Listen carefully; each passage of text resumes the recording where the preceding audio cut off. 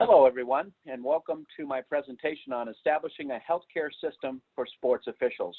My name is Mark Letendre, and I was the former Director of Umpire Medical Services for Major League Baseball for 20 years. I presently serve as the advisor to Major League Umpire Medical Services. So I'd like you to get to know me a little bit and know what my background is. I have been blessed for working 42 years in professional baseball, right out of a graduate at the University of Maine at Orono.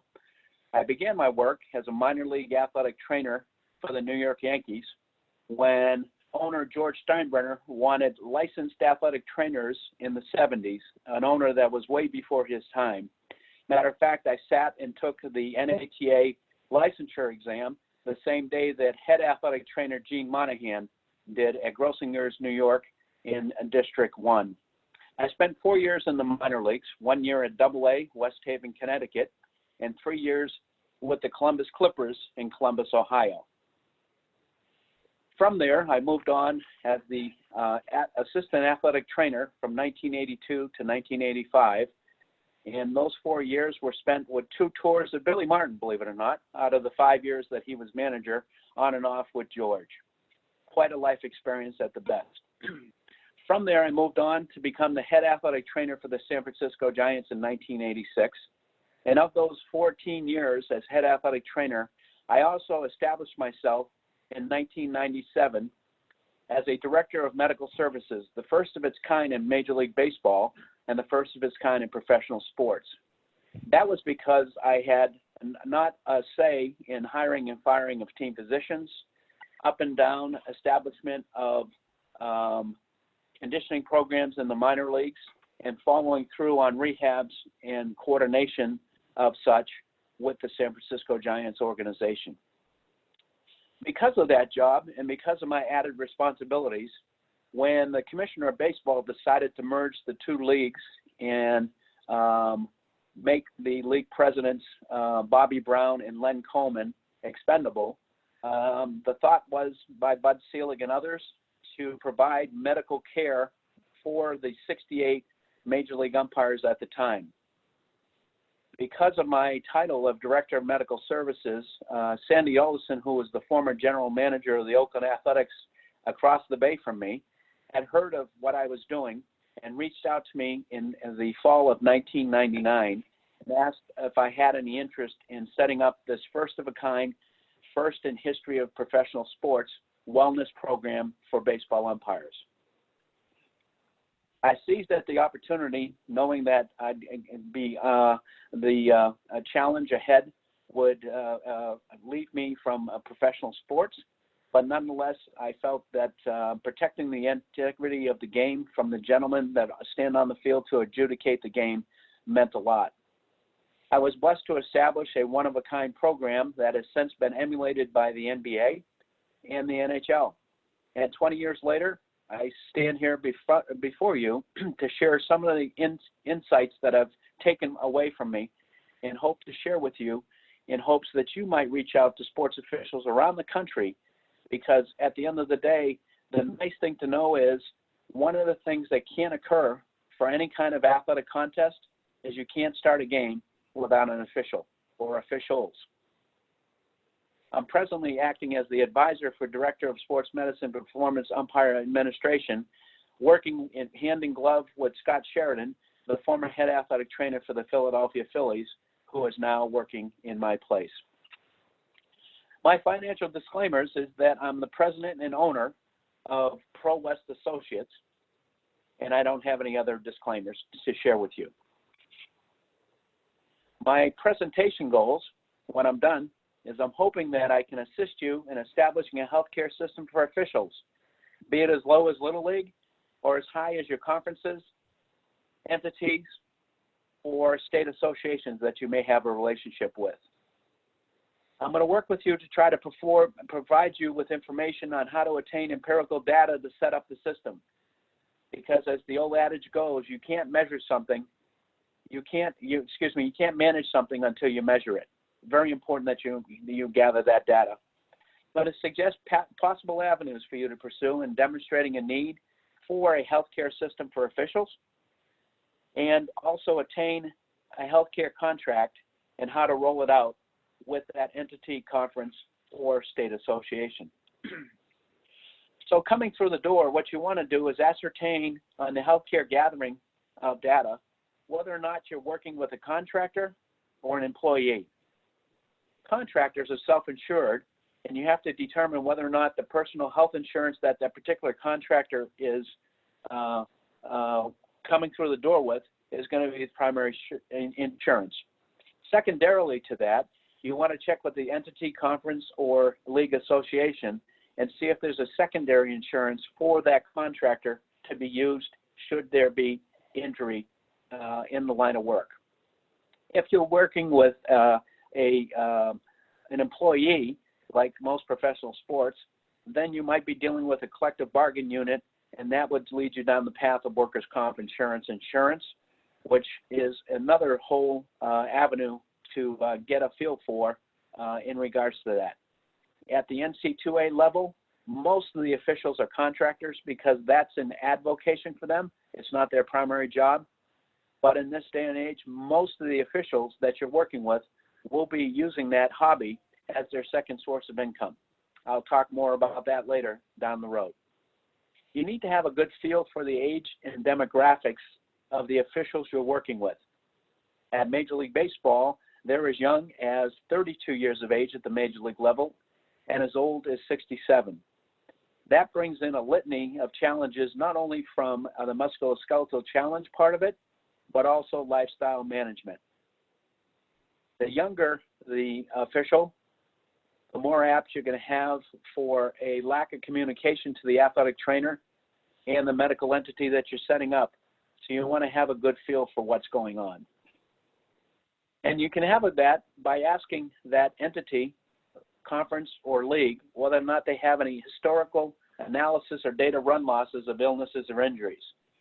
Primarily with contractors, you may not have that, and it may behoove you to get to know the officials in that particular group and ask them one-on-one what their injury or illness history is. This is important for you to have so that you can have a feel for what you're going to put in place for preventative measures and what you might need for allied health professionals in providing care should an illness or injury occur to that official. You want to work with the group that oversees the officials and see if there are any training manuals and meetings that have to be attended. For me, when I first took the job at the Major League level, the only access I had to understand the functional movements of an umpire were going to blooper videos that was available. By breaking those motions down, I was able to discern, with the help of Gary Gray, a physical therapist out of Adrian in Michigan, that 3 planes of motion were the primary areas that we had to focus on. And by doing that, we were able to break it down so that we developed a stretching matrix for umpires. And then by adding resistance to their stretch, we were able to actually provide a conditioning matrix at the same time. One of the things that's most important is understanding rotations of what officials have to go to unless you're in a sport that only has one official. Namely, in baseball, it's 4, and you have to understand the amount of running and movement that has to take place. In basketball, it's 3, and you have short bursts and no longer runs of 50 yards or more, so you have to have a better understanding as well as you do in football. And case in point is moving as a precautionary deal, how football moved the umpire over to the offensive side of the ball for protection from defensive linemen and linebackers coming across to make tackles. That's important for input and a better understanding of what's going on. And then understanding the meetings that have to be made available, because you want to make yourself and your materials available at those meetings in hopes that you can better educate your clientele and patients to better understand the wellness program that you're about to implement. Have a feel for the time of calendar of year.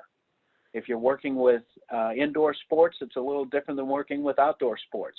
Outdoor sports provide a bunch of challenges with environments such as illness, sunburn, and lightning, and you want to have a good feel for that. In addition, you have to also understand that if you have an indoor sport where officials are exposed to MRSA and cleanliness and hygiene. So make yourself available and use your expertise to work with the entity, conference, or state association to make sure that's being met. I put in protective equipment standards because in Major League Baseball and professional baseball, as well as softball, officials do have to wear protective equipment. It's a toes-to-nose approach.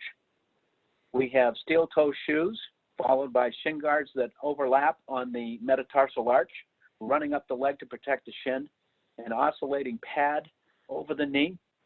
Because they're primarily in a squat for the home plate umpire, the quads are not as vulnerable to foul balls or tips or bats.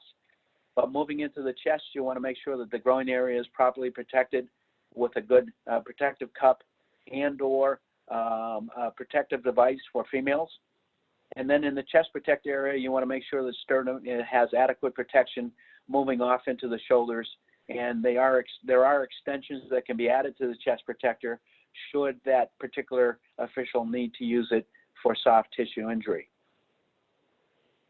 Having understanding of the illness and injury and who the reporting responsibilities are also empirically important for you to collect your data and also make sure that the league entity or association understands what's happened to that official. And more importantly, will that official or has that official reported that illness or injury to you?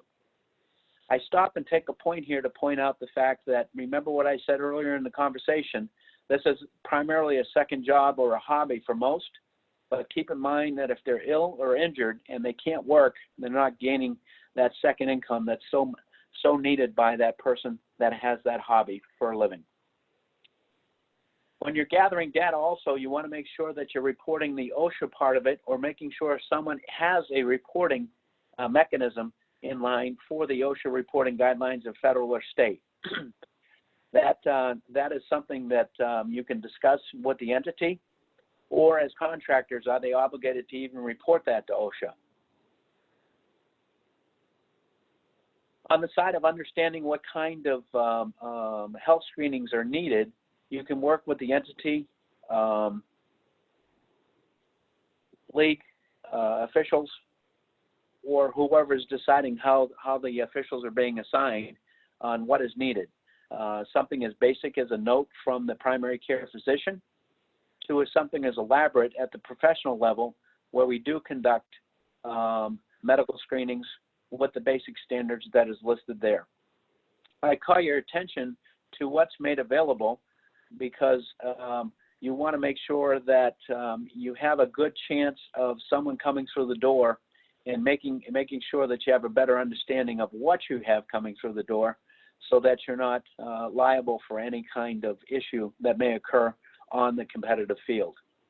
I also want to underline the need for concussion baseline testing, particularly in a percussive sport like baseball and softball. Do more than, if you can, just neuropsych baseline testing. I only mentioned Impact as one of the companies, but there's many other neuropsych companies out there that you can use, as well as vestibular balance. We have a primary feed for Biodex, but that's, for Biodex and Vertec. But again, it's whatever your providers or what you set up for that individual, most important. Look into gait stabilization, and if you have access to a neuropsychologist, very important, because that will help you help that official that's been injured to concussion return to work sooner with all that information you've gathered. Over the 20-year history with the umpires, we've had a very manageable program that is developed organically, really, because we don't know from year to year what our population looks like from officials. So we develop and try to adjust to what those officials are bringing through the door for us. And also getting a better feel when you move into gathering data, whether or not background checks should be utilized. When you're talking to background checks, you want to see whether or not you have a better understanding of that person and whether or not that entity or a developing league needs to talk about with regards to that. You also want to meet with that governing agency to get a better feel for it, and most have websites available visit that website and see if they have a vision statement and see if they have a mission statement, so you have a better feel for what their goals are. Are their goals just to put an official on the field and not worry about the integrity of the game? Do they work or think holistically about also incorporating the official into the competition that's being provided by that conference, league, or entity? You want to meet with key officials and influencers. I say key officials because that's on the administrative side.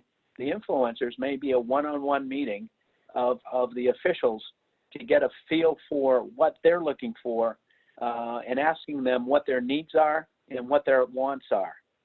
Their needs are very important because you want to provide that right up front, and that is more of a preventative mode that you're getting into. I had about a half a dozen umpires that I leaned on when I developed the medical services program for umpires, and they were the ones that really helped me provide what they needed with regards to various sundries in the umpire room prior to the game, like sun lotion, making sure that there was water available, and that was something that they had required and needed. On the 1-2 side, you want to ask both the administration side of the equation and the officials themselves, what do they want to get out of this medical healthcare program that you're developing? Most of the times, because this is an advocation for officials, you want to help them with lifestyle choices. It could be that you're giving some nutritional advice, you're giving some pre-conditioning advice to competitions, some post-conditioning advice after the game.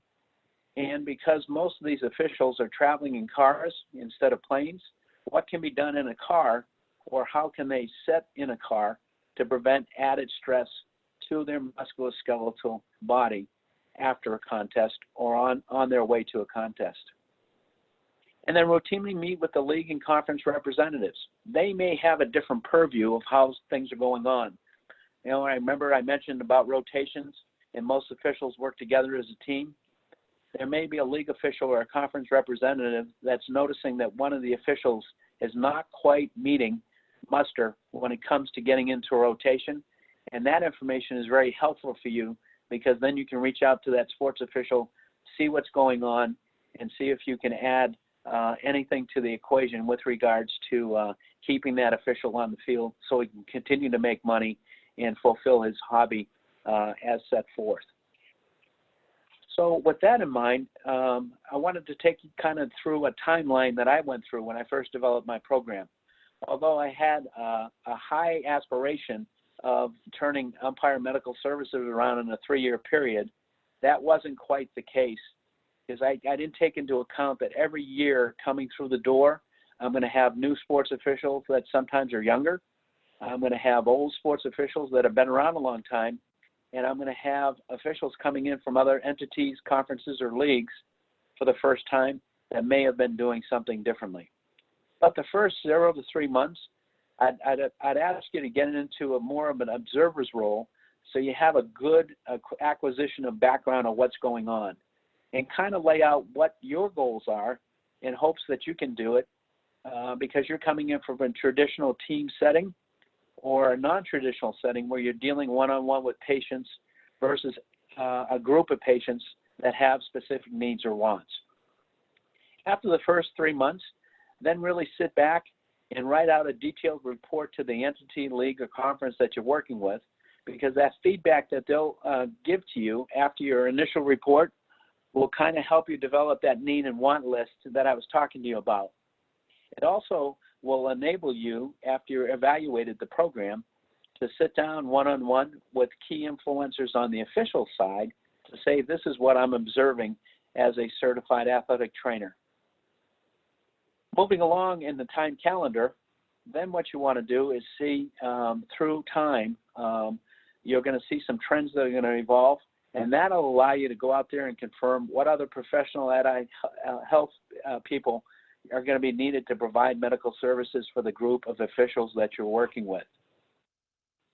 It could be if you're working with a little league group that are young, that you want to make sure that they maintain proper hydration, all the skills that you've acquired as an athletic trainer in dealing with that particular group. As you get older, you want to make sure that lifestyle choices are being done.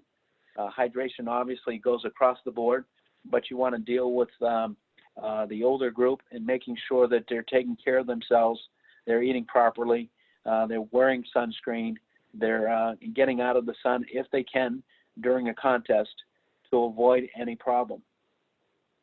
And during the breaks of football and basketball, you want to make sure that the officials are staying properly conditioned and stretched out so that when they come back onto the court or field, you don't run into any problems with that.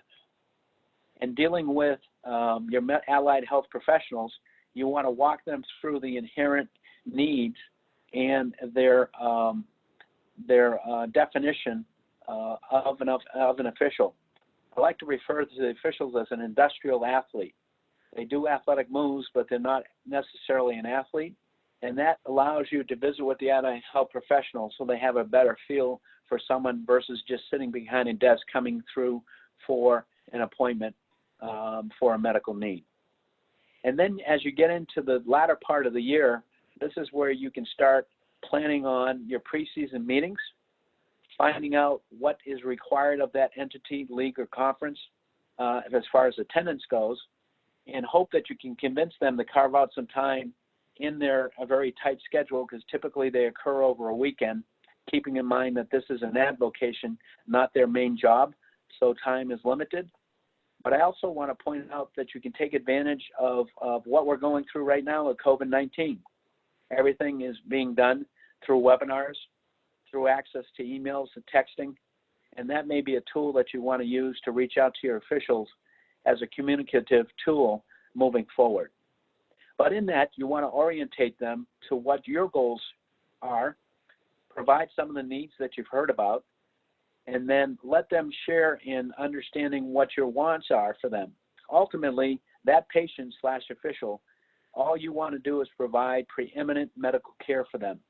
You're not looking to take them off the field or the court so that they lose a paycheck. You're looking to enhance their lifestyle long after they leave the game or leave their hobby behind. You definitely want to have a Q&A and establish that. That's another reason for getting into electronic mode of communication. A lot more people feel comfortable asking a question in a limited group versus in a big meeting hall, so you can get good access to their thoughts and give good quality answers. And by developing that kind of a rapport, you'll see that those questions and answers will actually trend, and that'll allow you to preempt your following year orientation because you're coming through the door with well-valued questions and answers that have evolved with that particular group over time. And that'll help you allow for a contact flow chart, starting with the admin side of the house. If that entity, conference, or league, the governing board, has a certain way of communicating, you want to share that and kind of break that down on who the key people are of touching when there's an injury or illness or somebody incapacitated to fulfill that schedule. And then on the other side, you want to share with that game official, should an illness or injury occur, other than the home team facilitating a triage of emergent care, who else gets contacted so that everybody's on the same page. I like to think what this timeline does, it allows you to do proper planning and prevent poor performance down the line. So going into the in-season of care, having a good feel after the timeline, here are some of the things that I put together that really helps me get my arms around the 68 guys that has grown to 76, because now Major League Baseball has replay, and there are 2-4 umpire crews in the replay room every day of the week throughout the season. Now, on the plus side, professional sports does have access to electronic medical record keeping systems. I would submit some of the NC2A colleges and lower also do. But if you don't, and you're working with an amateur group that's outside that umbrella of influence, you can also catalog your own with either a texting or an email system between you and the official and the entity providing the schedule or overlooking the scheduling of those game officials. That's an important tool because over time, what you're going to do is share that information not only with the entity overseeing the officials, to let them know that, for instance, there's a preponderance of ankle sprains because the fields that they're playing on are poorly maintained. I would submit at the amateur level that's probably the case. But that may be something to share with that entity so that more field preparation can be made to protect the official when they're adjudicating that particular contest. Conversely, you also can keep track of other things that will also prevent other injuries or illness situations down the line. And it also provides an opportunity for you to get to know the official better, to whether or not there's some personal allergic conditions like asthma or allergies to bee stings that would help that overseeing medical group to that contest in case something were to happen to the official and become felled to that particular allergic reaction. You definitely want to have routine meetings with your league and conference medical personnel. Every home team is overseeing those officials for that contest. But beyond that, sometimes even the visiting medical staff is also included if a home athletic trainer has to go inside to an injured player or such. This is where it was most beneficial for me to visit with the umpires before a game. And if you have a chance of doing that, then I suggest you do that face-to-face. However, now that we're learning more and more about Zoom and Cisco, WebEx, FaceTime, and Skype, it doesn't hurt for you to connect that way too. The more you have connected with the official, the more comfortable that official is going to feel with you and feel for what you're trying to do, which is, again, provide preeminent medical care for that individual. I mentioned attempting to acquire a video clip because you're gonna be remote, and a lot of this stuff's going to occur away from you. At the NC2A level, I would submit that you would have access to a lot of the Big Five games anyway, being televised. If you don't have access to that, then at the very least, you won't have the mechanisms of injury. But there are times when I'm remote with the 76 umpires, asking them to FaceTime with me to show the area of concern, or taking a picture and sending it to me so I have a better understanding of what they're trying to describe. The younger the sports official, the more challenging I find it is for them to articulate what's going on with them. So any kind of video or picture proof that you can share with that individual, it's going to help you use your God-given talents as an athletic trainer to help cut down on the amount of time loss or help with quick recovery to that injury or illness. And on a follow-up, I mention this because contacting each and every official that's incapacitated seems to be something that, in a busy day of an athletic trainer with a team, you have so many players that you have to work with. There's a smaller population if you're in charge of sports officials, and it could very well be, and something I learned early in this 20-year program that I established, is you have other partners of care. It could be touching base with the primary care physician that you plugged or that official plugged back into for the injury or illness, or the orthopedic specialist. It could be a wife's partner, a spouse or partner. Those are also important to get their purview how that individual is doing through the time of inactivity, remembering that they want to get back to work as soon as possible. You want them to get back to work as soon as possible, but you don't want them to add to the injury or illness by rushing back too soon. So you have in-season care. I talked about the home team entity or an entity that's in charge of the official. One of the things that the Professional Baseball Athletic Trainers Society has put together is a confidential directory, and that includes all of the head athletic trainers, team physicians, and ancillary medical services that are available to Major League Baseball. You too, as an athletic trainer, if you don't have this already, can put together this kind of a list. And if this list exists, Now share this list with the game officials so they have a better understanding that should you not be able to be reached, they know how to plug into, let's say, if they're going to a contest where North Carolina is playing Notre Dame, and have a better feel for what's going on. Conversely, I also ask you to work with the home team medical staff and ask them if they can spend 2 or 3 minutes to just visit with the officials before a game in hopes they have a better understanding of how things would take place if there was an on-field incident for emergent care, transportation. Check in with the officials to make sure that there's a better understanding of anything personal that may be going on. I've got to the point where the umpires now trust to share with the home teams medications that they're taking. That's something that's very important, because if they become incapacitated, it's up to their official partners, one or more, to step in and be the voice of reason. I've always asked the umpires, and you should ask your officials that you're working with, to travel with a list of medications, either in their equipment bag or their wallet, so it's easily accessible and gives more information to a medical staff that's working on an emergent situation. I like this next thing because it also allows you to be in all places at once, and that's the who to call card that I developed. And in that, it's a very simple communication of the home team and home team physician takes care of emergent care. But once that official is transported or moved off the field, the communication can break down if someone doesn't know who to call from there.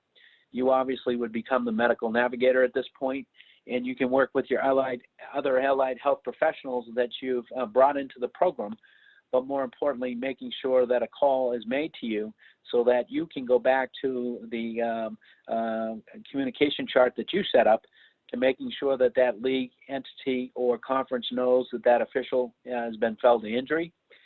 Replacement can be made easily that way. And it also allows you to get a feel for how many days lost and work with that official so that you can try to get that official as quickly back to that hobby or job that he's undertaken.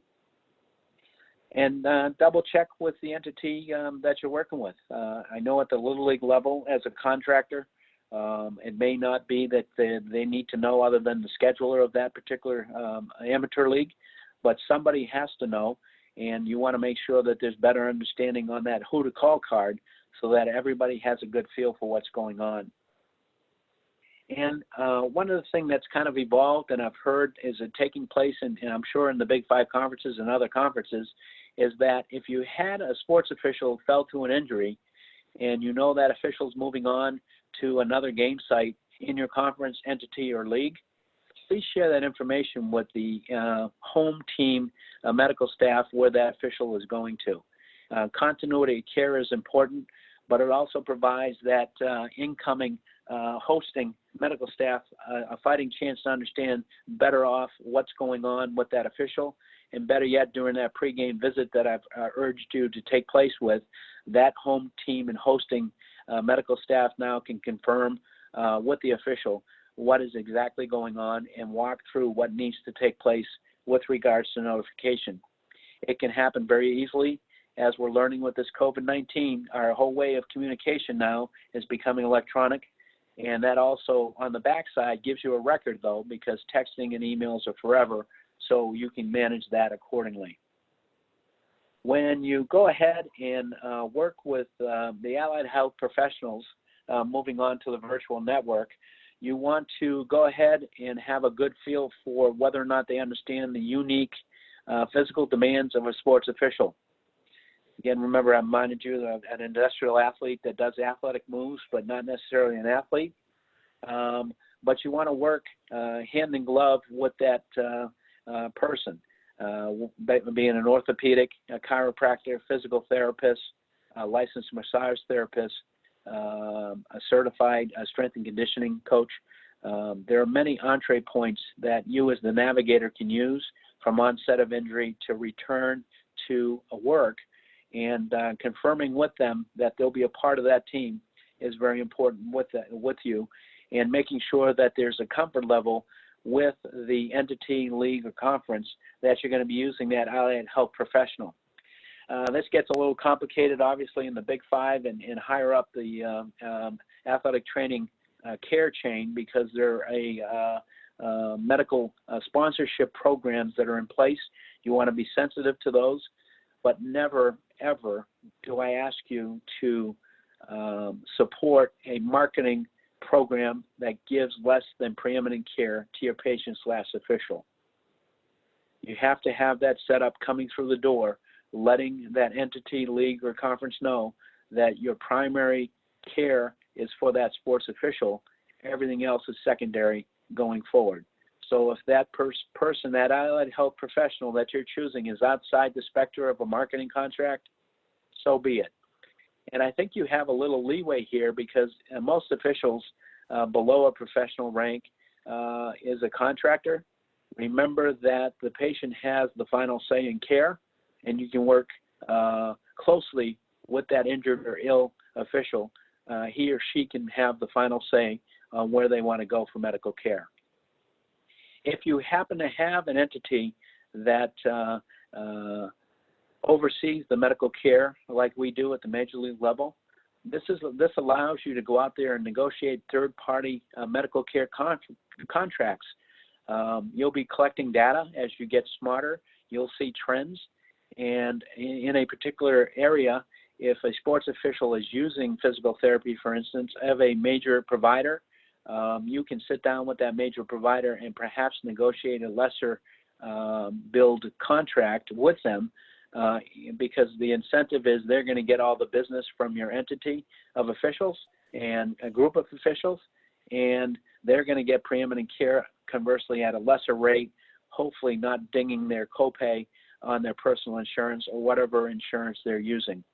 Nice incentive to have, worth investing in if it's practical. You also want to make sure that you have a medical liability insurance of the entities that you're going to be sending these people to. Unfortunately, I can speak from experience here, where I did have allied health professional early on in the program giving care to an umpire that turned bad, and the liability ceilings for that particular allied health professional was not enough. So I always ask for proof of insurance and a curricular vitae, so that you have that on hand should you be questioned by anybody. And it also is an extension of how you comport yourself and choose your allied health professional team, and it gives you a good sense of security going forward with regards to care. And remember that you're acting for the entity, conference, or league, state association as an expense agent. You're trying to save them money by making sure that their officials stay and work longer in the games, and that they're not having to replace officials randomly with the fact that they don't have their regular officials available. Conversely, on the other side, you're working hand in glove with that individual, trying to cut down on the amount of disability time so that they can get back to work, adjudicate their contest, and get paid accordingly. So it's a two sides of the coin set here. But I've always marveled at the fact that we athletic trainers don't brag enough about how much we can save on the expense side of the equation by working with all the knowledge that we've attained through our licensing as an athletic trainer. You know, I've given a lot of thought to this. I know it's kind of a new thing, but I would submit that there's a lot of sports officials out there. I know that just in the NC2A Division I down to NIA, the baseball level, there's 5,200 baseball umpires. If you were to stop and think about how many sports officials out there in the world needing of athletic training credentials and our talent, it's staggering. I urge you to make contact, and be happy to work with you if you need to reach out and get some other pearls of wisdom or run anything by me. I want to thank you for the opportunity to visit with you today. This sports officiating care, medical care system is ever evolving, and I hope it allows us as true allied health professionals to provide care of the folks that are protecting the integrity of every athletic contest. And as I said at the beginning, I'll end it, you can't start a game without a sports official. Thank you for your time. Be safe and stay healthy.